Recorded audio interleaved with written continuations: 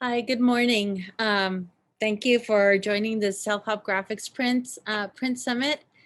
I'm Marbella Muro, Director of Artistic Programs and Education. This morning, we welcome to the skill building workshop focusing on the art of photographing your artwork. Sometimes the artist's focus is limited to their artwork and can take for granted the importance of its presentation. However, good photography is crucial, mainly when we are limited to the virtual platform, for example, Instagram and virtual studio visits. Los Angeles-based artist Miyo Stevens-Gandara is here to provide some insight into her work and will then lead the photography workshop. Miyo works in various media, including photography, drawing, embroidery, and various printmaking mediums. Her imagery explores issues of ancestry, migration, feminism, cultural identity, and environmental degradation. She received a BFA from the California College of the Arts and an MFA from the California Institute of the Arts. Miyo has worked in the collections of the Los Angeles County Museum of Art, Museum of Latin American Art, the Riverside Art Museum, and various private collections. Her work has been exhibited in the US and internationally. Before welcoming Miyo, I encourage the audience to post your questions in the Q&A feature, and we will answer them in the last 5 minutes or so of the program. Welcome, Miyo. Hi, everybody. I'm Miyo Stevens-Gandara. Thank you. I want to thank Self-Help Graphics for hosting this really great print summit. I want to thank Marbella especially for all the hard work, and also all the support staff like Lulu and everyone who's working hard to make this happen. And it's great to be here. I owe a lot to Self-Help Graphics, and so I'm happy to do anything to share skills that I know with other artists in the community. I'm going to talk a little bit about myself. Marve asked me to kind of give some images that I've created to share with you guys, and then we'll jump right into photographing your artwork, because it's really important for artists to be able to give people really nice, high resolution, well lit images of our work. And that is part of the less sexy workflow that artists have to have, and so that's important. Okay, so I'm going to share my screen so you can see my PowerPoint, and I'll go right from here. Okay, so here is my name. It's a long name. I am half Japanese. My dad was white and my husband is Chicano, so that's the explanation for my long and multicultural name. And I have a website, and that is my Instagram handle, Miyo Fine Art. Just to give a little background, this is an older piece that I did at Self-Help Graphics in the old building. We used to be on what was Brooklyn Avenue, Cesar Chavez. And this is one of the first woodcuts I did with Self-Help Graphics. And one day I was at the doctor at Kaiser Permanente, and I happened to walk down the hall and see a framed print of this in the hallway at my doctor's office. And so that was kind of a nice surprise that that was there. This is a print I did through the professional printmaking program with master printer Joe Apoche. So this is an image of Monterey Park, California, where I lived at the time. And here's another serigraph I did with the professional printmaking program.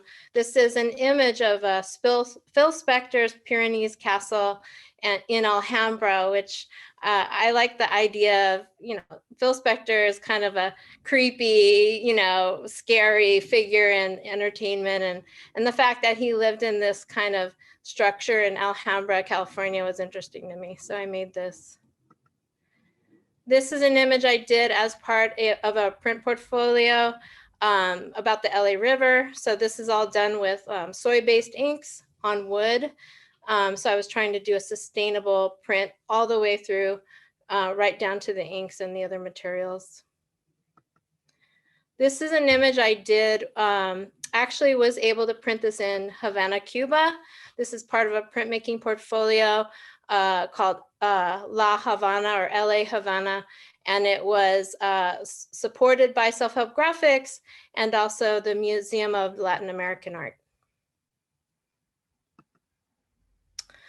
This is a more recent piece that I wanted to share with you all. This is I'm interested in the natural world. So this is an image about coyotes, and people are, in my neighborhood are complaining about coyotes and talking about how they're, hide your dog and all this kind of stuff. And they are part of the natural world. This is their natural habitat.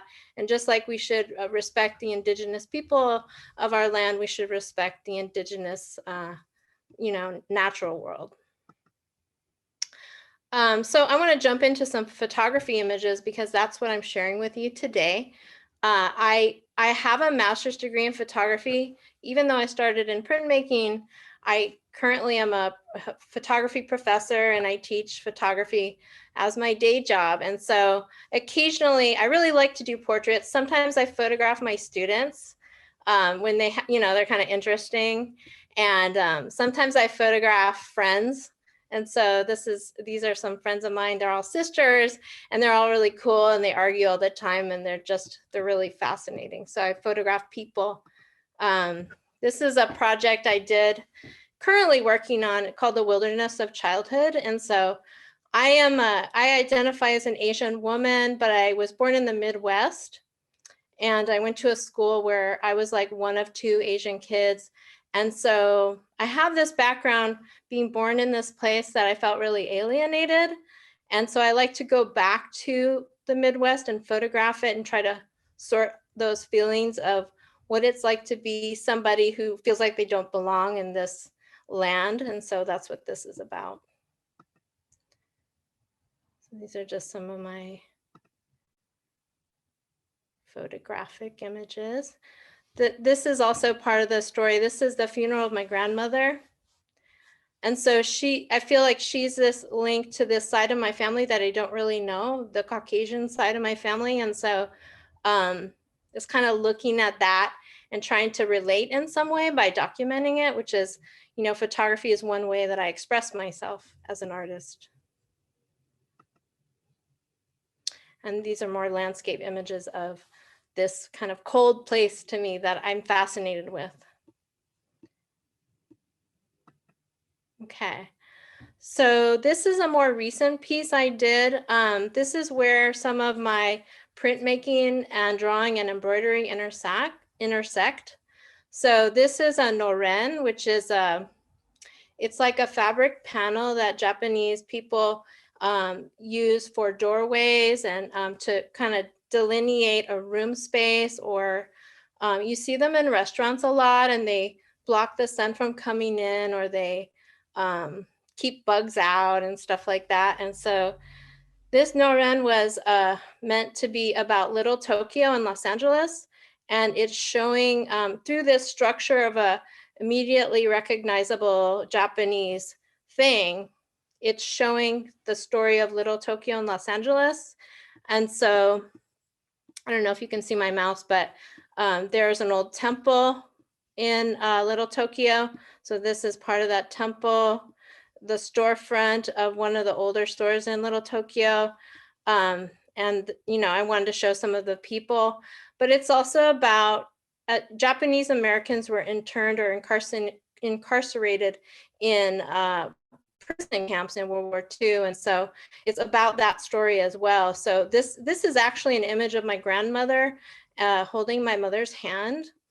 And this is some of the Japanese Americans who were rounded up and transported to prison. So they're being loaded onto a bus. And then this is about gentrification. And so Little Tokyo is constantly battling gentrification. They're always trying to develop that area and kick out all the people who live there. And so that image is about, tearing down buildings and developing areas. And so I wanted to have that on this piece as well to tell the story of a neighborhood. And by the way, the embroidery is done by me and I hand dyed the fabric with indigo. And this patchwork is a Boro Sashiko technique. And so it's about taking something old and patching it up to make it useful. And so it's kind of its own art form, which is, reusing and not throwing things away. This is an image. It was a very large lino cut image of my grandparents. My grandparents were incarcerated at Topaz internment camp in Utah. And they actually met each other at that camp and were married. So during the time they were imprisoned, they were allowed a day pass to go get married in Salt Lake City. And so this is their wedding portrait. And around it, I have carved in different flora and fauna that are native to the areas that their ancestors came from. They were actually both born in the US, but they were incarcerated despite being US citizens. So, and this is some of my embroidery work. So we have, this is called In Mourning. It's from a series of pieces that I did about environmental degradation. So this is the ice sheets melting, different animals that have become extinct or in danger of becoming extinct due to climate change. And this is a drought. This represents drought, which is also a problem with climate change. This is a photography series I did called Wunderkammer. And it's about recognizing the little things right in front of us that we take for granted and paying attention to them. And so all these things are like things that we saw on the ground when we were taking a walk somewhere. And for these, I actually did not even use a camera. I used a high-end scanner, and I just put objects on it and scanned it. I keep finding dead June bugs everywhere, and so we collect those. My husband puts them in a jar, and I scan those too. And so it's kind of also a reference to paying attention to what's happening to nature. And this is one of the more recent pieces I did over the summer during COVID. I was actually in an exhibition in Tokyo, and it was called Videotopia. And so this is, I shot a short film that was sponsored by the Echo Park Film Center in Los Angeles. And the film was done on Super 8. And then from that, I made a video. And it has like stop motion animation and stuff in it, but this is a still from that piece that I did. And this is one of my most recent pieces. I actually just finished it, so it's kind of like a bad photo, which I'm teaching about taking photos of your art, but this doesn't count because I just finished it. So, but this is an embroidery. So I'm doing an embroidery series on camps. And these are, I use the term camps because my grandparents, they would always talk about camp, like camp this and camp that. And growing up, I thought they were talking about camping. And then as I got older, I realized, oh, they're talking about internment camps. They're talking about when they're incarcerated. So just the word camp seems so harmless, but in this sense, it's referring to places where people's human rights are violated. So this image is an embroidery I did of Tornillo, which is now closed, but it was in Texas, and it was a place where they detained young children who were separated from their parents due to the cruel policies of the Trump administration. So that's my latest piece. And the other images that I'm working on are also of different camps where refugees are or people were incarcerated. Okay, I'm just opening the chat in case somebody sends me a message. Okay, so this is where I start talking about documenting your artwork. So it's really important for me as an artist to not only share my work, but to share different skills that I have acquired so that other artists can use them. And I think one of the best things about being a printmaker is that it's kind of conducive to sharing. Printmakers are a lot different than artists who paint and are alone in their studio a lot. We're always in the shop and we're always talking and sharing ideas. And that's really what this Print Summit's all about. And so I wanted to share a little bit about how to photograph your artwork so that you can use it for, grants and things like that, exhibitions. And And it's an important part of our practice.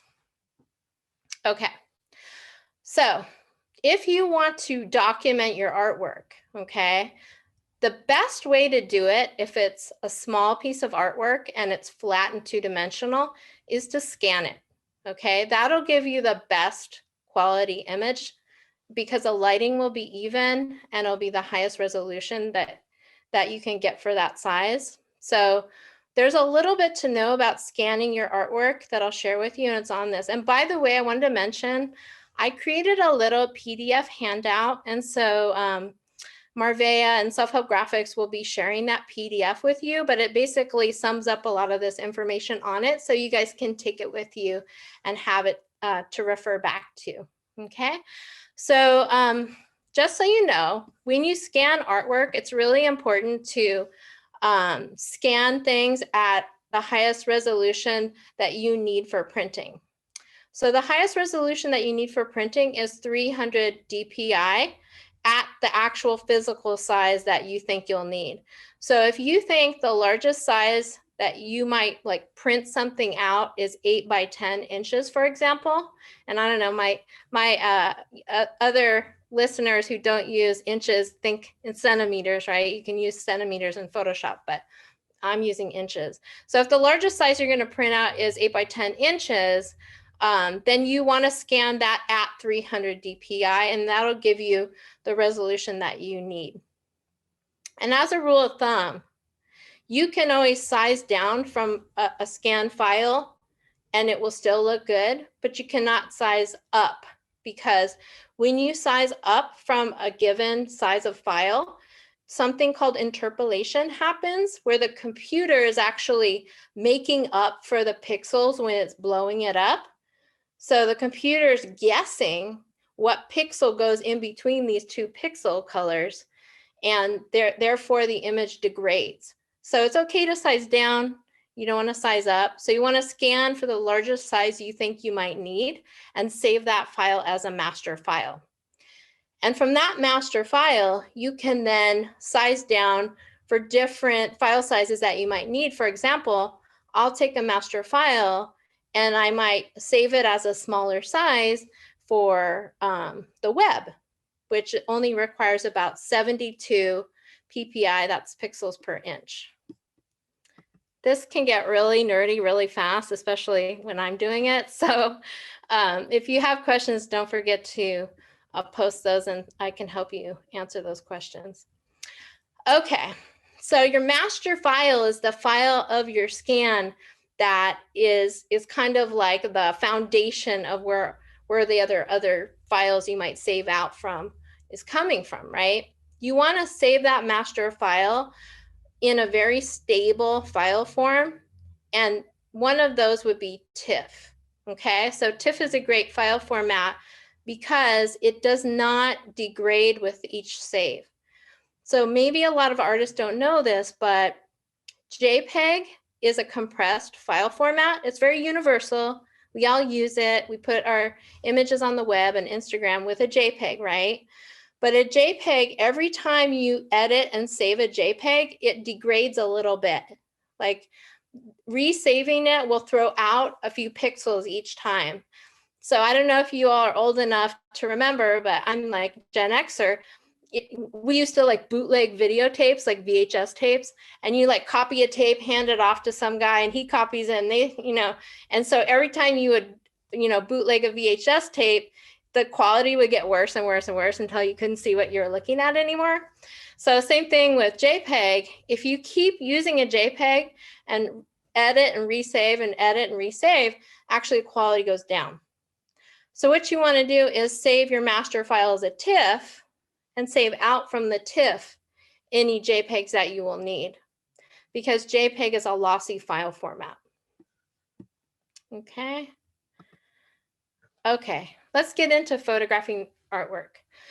So there really isn't enough time in this presentation to get into all the little minutia of photographing artwork, like with a DSLR camera and stuff like that. But I was thinking really about my friends at Self-Help Graphics and the artists I know, and what are the basics that they would want to know for the for the least amount of resources they might have, right? And so that's how my talk is designed. But if you have extra questions, I'm happy to answer those too. So for photographing your artwork, the bare bones basics would be you need a camera. The higher the resolution the camera, the better the results will be. A lot of the smartphones right now are pretty good quality cameras. So they would be sufficient. Let's see, we had a question that I wanted to look at really quick. Not viewing, just editing and resaving, right? I'd have to check what that means, but I think she's talking about the JPEG. So JPEGs are good for viewing. TIFFs are good for editing and resaving. TIFFs don't need to be uploaded to the internet, just the JPEG out from the TIFF. I think that was the question. Mia, there is 2 other questions. I don't know if you want to save them till the end, or I can read them off to you right now. You could read them off to me because it would, like, you know, it gets really technical really fast. Okay. The second question is, do you have any opinions on Inkspace and the SVG format? Oh, what was the first part? What space? Inkspace. Inkspace. INK. Oh, maybe they mean color space. And the what format? SVG. Oh, Inkscape, he wrote. He corrected himself. Inkscape. I'm not sure what Inkscape, if they might be talking about color space, which is what color space you're working in, and sRGB format or RGB format. So I would say, you know, this might be getting too technical for a lot of people looking, but let's put it this way. Color space is basically about how many colors you're seeing and working with on an image, okay? You want to, what color space you're using in Photoshop should be in relationship to what the final result will be. So there are different kinds of color spaces that are designed for different kinds of things. Like there's an Adobe RGB color space that's really designed for inkjet printing. So if your end result is an inkjet print, you would want to work in that color space. If you're looking at, if you're putting your images on your website to show off your artwork, websites are going to be sRGB, which is the smallest color space, because actually, you know, screens will show you the least amount of color versus a print. So sRGB is fine for things that are going to end up in the web. So when I'm making images or working with images or capturing images to use, I always want to think about what's the final resting place for those images and work in the color space that's appropriate to where they're going to land. I hope that answers the question.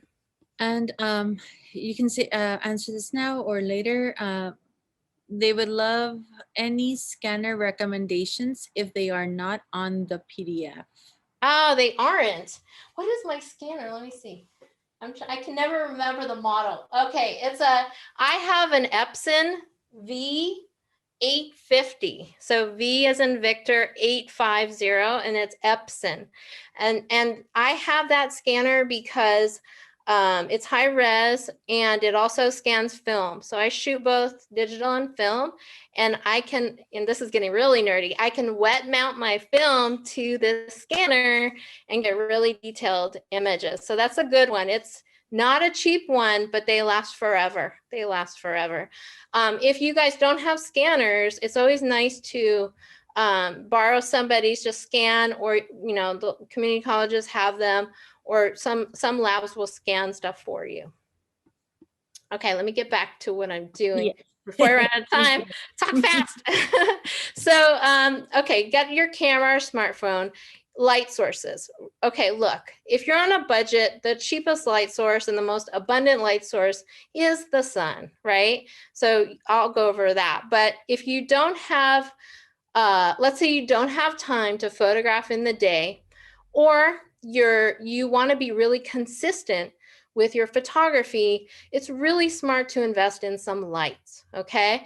I just looked for you guys a 2-light kit, a 2-light LED kit can run around like $150, and that's for 2 lights, and that includes the stand. So that's a really good deal. And LEDs don't burn out. And also with LEDs, you can dial in the color temperature if you know about that. So that's really handy.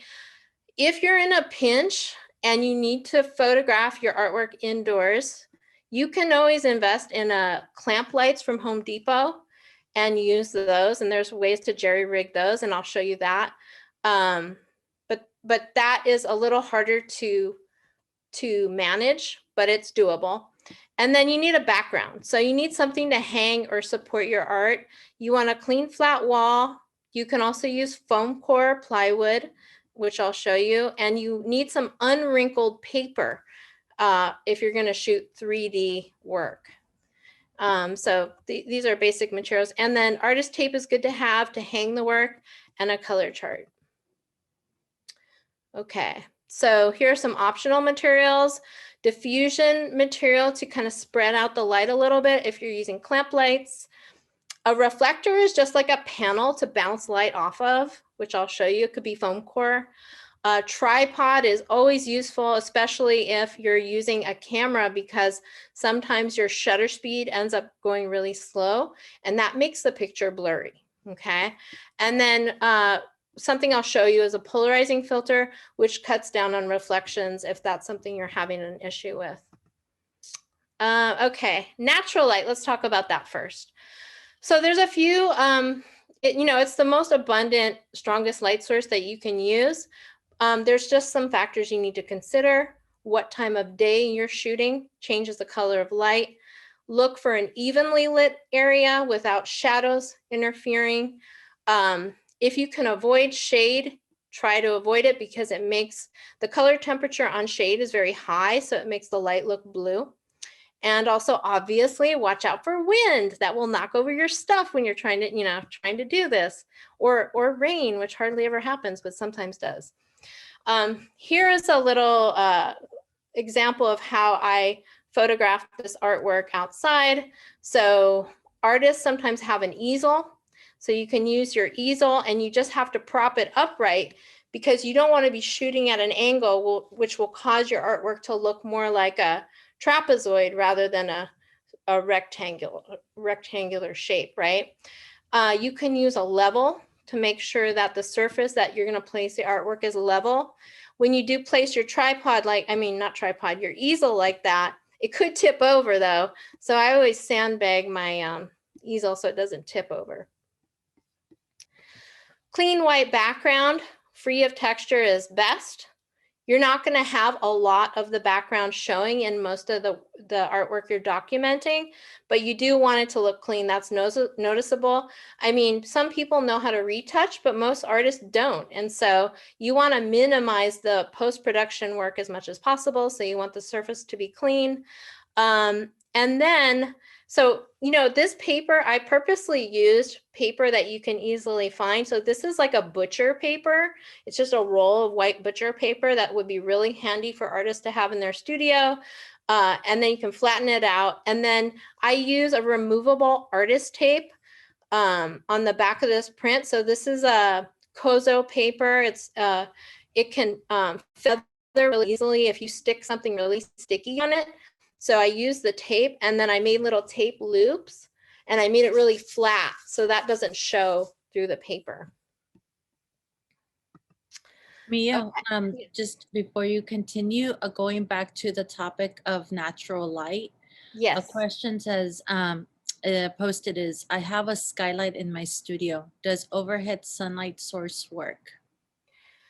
Overhead sunlight can work. Skylights can be nice because they would emit a really soft diffused light.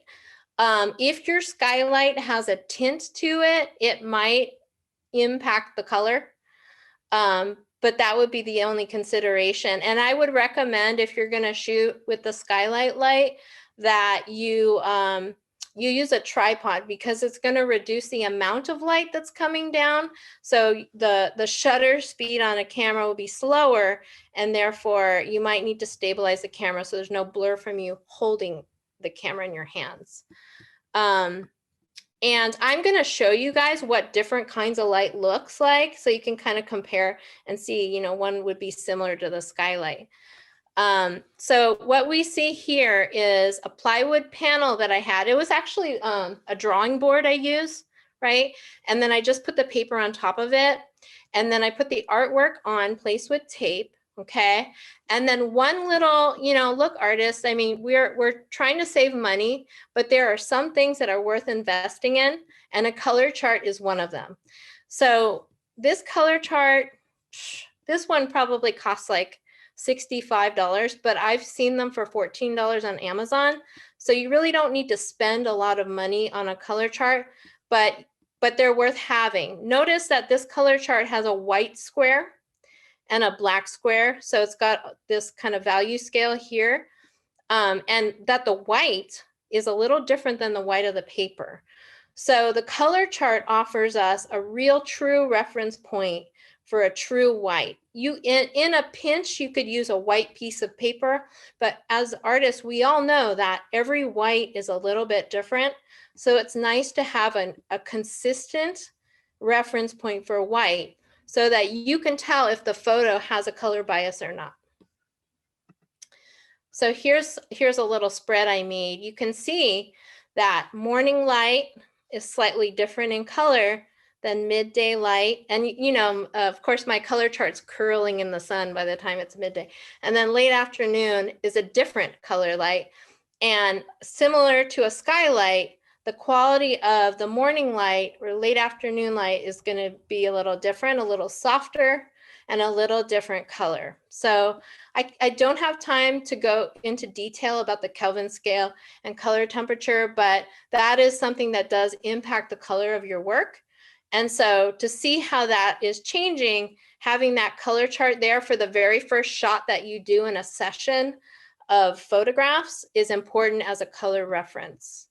And then of course, if you know how to use Photoshop, if the first frame that you shoot in your session has a color chart in it, then you can just use the white balance tool to sample the white on the color chart, and it will clean up the color for you. So it's really handy. Using artificial light, okay? The benefits of artificial light is that you're not impacted by the time of day. Your light always remains the same. It doesn't move, and you can set it up in the corner of your studio so that you know, anytime you finish a work, you're going to force yourself to go over there and document it before you sell it, because that happens to a lot of artists, right?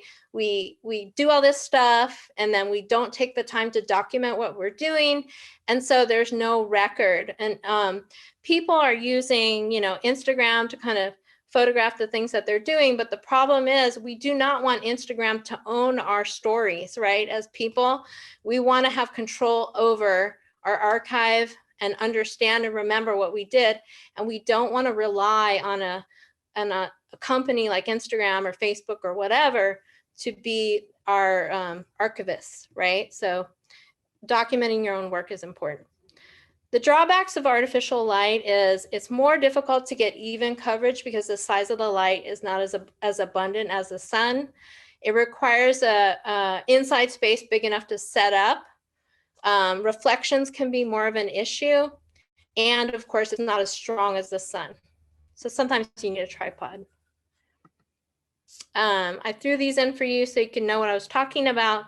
So these are two examples of artificial lights.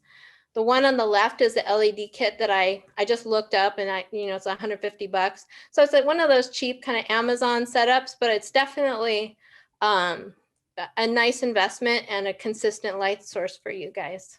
And the fluorescents are another option. They're okay too.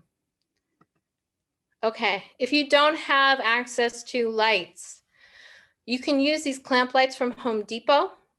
Make sure you put the exact same light bulb in both lights. You need two lights, right? So you don't want one light that's yellow and one light that's bluer. You want them to be the same. You want them to be about the same age too, because the lights will get dimmer as they get older. And I would recommend using LED lights or fluorescent lights, because old school incandescent bulbs can get hot. And even so, be careful. and monitor the temperature of the light. Here is a piece of vellum that I use for diffusion so that the light becomes softer and the shadows are less harsh when using these lights. But you got to make sure it doesn't melt, right? So watch out for that. Before we move on, I want to mention that there are a lot of great program recommendations in the chat. And secondly, there's a question by Nancy Hasselbacher. Let's see. Back to resolution for 1 second. Do you have any tips for saving images for very large output? For example, banners, billboards, wall installations. Files get massive at actual size and 300 ppi. They do. And I shoot with a full frame. So even for one picture, it's like 130 megs right out of the camera. And then it gets higher from there. So, you know, it's just the nature of what we do. When I buy a computer, I try to buy the fastest, biggest computer I can afford to make sure it lasts a long time. And I back up things in 2 ways. I'm redundant in my backups. So I have a RAID array. This is really nerdy. A RAID array connected to my computer, but I also have a cloud service called iDrive where I back up images to a cloud as well, because we never know, like our house could catch on fire or somebody can steal our stuff and it would break. It would be a real hit to my career if I didn't have my pictures in more place than one and you know, something happened, right? And it's our history. So I don't really have an answer for large. I just have as much storage as you need and make sure you back it up is my advice, because I've known a lot of people who had to emergency rescue drives, and to recover images from a broken drive costs you more than you would have spent on a cloud service. So I would just say back up your stuff and buy the fastest computer that you can afford, because it's an investment in your workflow. There is a lot of recommendations of software. You know, I only use Photoshop and I don't use Illustrator. I don't do a lot of vector things. That's more my husband's area. So I don't really know about these other softwares, but I would say whatever works for you works, use it. Okay, I want to jump in and move on because I want to wrap this up. If you're positioning artificial lights, whether they're clamp lights or regular lights, make sure you position them at 45 degrees to the artwork. Place your camera in the center. Make sure the lens of your camera, even if it's your phone, make sure that lens is positioned about at the center of the artwork, right? That's how you want to position them. If you're using clamp lights, it might be a little bit difficult to position those clamp lights. That's why, you know, spending a little money on lights that have stands is a big help. Here's a little tip about positioning the camera. You don't want to look up, right? Because then the artwork becomes like a trapezoid, and you want to make sure the surface that the artwork is hanging on is clean and is straight. So make sure to position your camera lens toward the middle of the artwork so you don't get that trapezoid shape. That means if you're using a tripod, you got to raise it up so it's, you know, pointing directly at the artwork. And you want to make sure it's, you know, not to the side and going at an angle. And you want to make sure that it's not too close. This is one thing people don't realize. When you get too close, you tend to get barrel distortion. So you get this kind of weird shape. And this is something I use in my classes when I'm teaching photography, but this is an example of how much a lens can distort something, which it makes me kind of laugh to myself. But see, look at the 24 millimeter. So that's a wide angle lens and it barrels out, and she looks so different than she does at maybe 50 millimeters, which is how she would normally look. And even these focal lengths have some distortion, but it's more subtle and it's pushing into the middle. So think a lot about position. You want to be at a moderate distance. You don't want to get too close because it will distort the artwork. And if you have an artwork that's so small that you need to get close, then you should be scanning it instead of photographing it on the wall. And I think by showing that image of the selfies will make people Oh yeah. not take as many selfies as they. Yeah, that's why people are always actually holding their arms so far when they're doing a selfie, because when you get too close, it's actually distorting your face, and that's why you don't like how it looks as much. And the next time you see a picture of yourself where you're like, I don't look good in that picture, just remember it's not you, it's the camera. Right? Okay. Polarizing filters. So if you're dealing with reflections, this is a question a lot of artists have. You know, first of all, if you're having trouble shooting artwork because it's under a glass, the best thing to do is to remove the glass to photograph it. It is worth that extra effort because it's real hard to avoid reflections when photographing. The 45-degree angle helps, but at the same time, it's, you know, there's still some problems. You can, if you're using a DSLR camera, if you know how to use one, you can invest in a polarizing filter. So polarizing filter, like the one you see here, screws onto the lens and it has an outer ring that rotates. So while you're looking through it, as you rotate the outer ring, you will see the reflection go away. And that is because the light, the angle of the light that's coming back into the lens will move, and so you won't get that reflection. So that's one way to deal with reflections on images, but I would say also just photographing without the glass is best. And then when you're framing work and you're trying to decide what glass to get, I know a lot of us try to go for the cheapest method possible, but like if, you know, that artwork that I showed that was all black with an image in the middle, we had to go for museum glass, because when people would just stand in front of the glass to look at the image, they would just be seeing themselves instead of what's through the glass. So sometimes getting non-reflective glass is worth that extra money. And that becomes easier to photograph too. I'll go through these last ones pretty quickly. So people who have 3D artwork to photograph, you can use some seamless paper draped from the back of the wall. So I want to give you a little picture of my studio area where we're shooting this. Lights are at a 45-degree angle and the butcher paper becomes the background. And you can see that it's draped here so that no horizon line is there, and it creates a seamless background. If you have larger artworks, you can invest in seamless paper. You can buy it at local camera shops. For a short roll, it's, I don't know, like 40 bucks or maybe $100 for a very long roll, which most people don't need something that large, but that's also possible. And then I wanted to show you what a reflector looks like. So actually, let me go to this shot. This is my husband's arm sticking out, and he's holding a piece of foam core. We actually recycled it from a Girl Scout thing. But so what this is doing is bouncing light onto the top of this skull shape, right? So this one gives a little extra light here. This one has no reflector.